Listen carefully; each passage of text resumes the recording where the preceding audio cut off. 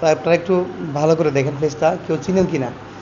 আমরা কথা দিচ্ছি আপনার থেকে একটা টাকা খরচ হবে না, আপনি শুধু আসেন, আপনার মায়ের কাছে আসেন, আমরা সম্পূর্ণ চিকিৎসা করাবো, আমরা বড় সব কিছু আমরা দিব, আপনি শুধু আপনার মায়ের কাছে আসেন।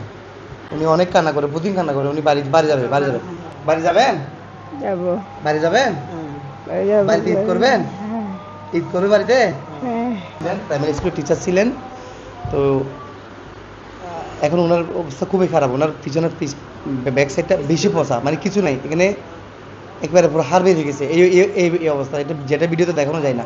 তো শুধু মাথাটাই একটু নাড়াতে পারে, এখান থেকে কিছুই নাড়াতে পারেন উনি, পুরোটাই অবস্থা। ওনার নাম হচ্ছে নীলু আক্তার, না নীলু আক্তার, ওনার ভাষ্যমত, উনি কথা বলতে পারে না, ছোটো ছোটো করে যা বলে আমরা কান দিয়ে শুনতে হয়। হ্যাঁ, ওনার বাড়ি হচ্ছে চট্টগ্রামের কোতোয়ালি, পাথরঘাটা সেবা খোলার পিছনে।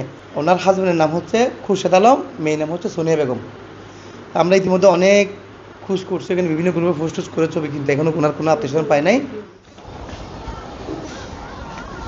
তোমার পাশে আমি আছি, তুমি আমাকে মা রাখছো না, আমি তোমার মেয়ের মতো, তো সমস্যা নাই। তোমাকে প্রত্যেকদিন সিঁড়ি খাওয়াই দিই, ইফতার করাই দিই, তুমি যা চাও তা দিই, তারপরেও তোমার কষ্ট হয়। কেন কষ্ট পাও?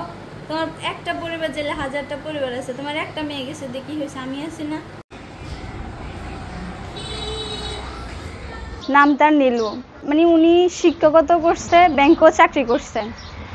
উনি এমন একটা পজিশনে আসছে, এমন একটা সিচুয়েশনে আসছে, ওনার পরিস্থিতি এতটা খারাপ হয়ে গেছে, ওনার স্বামী সন্তান কেউ ওনাকে মানে কাছে টানতেছে না, এতটা খারাপ হয়ে গেছে উনি। ওনার পিছনে ক্ষত, পিঠও ক্ষত, পায়ে, মানে পুরো এক কথা বলতে ওনার শরীরে পুরো ক্ষত ছিল। আমি আসছি তো প্রায় 2 মাসের কাছাকাছি হবে, আর আরও আগে তো আপুরা ছিল, ড্রেসিং করছে। আমিও আসার পরে ড্রেসিং করতে করতে মাশাআল্লাহ দিলে দেখতেছি উনি অনেক ভালো দিকে আসতেছে।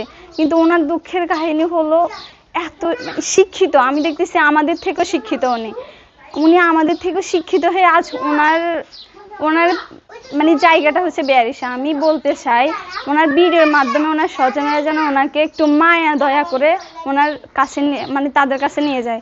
ওর কষ্ট দেখলে মানে আমরা থাকতে পারি না, ওনার কান্না দেখলে আমাদের চোখেও পানি এসে যায়।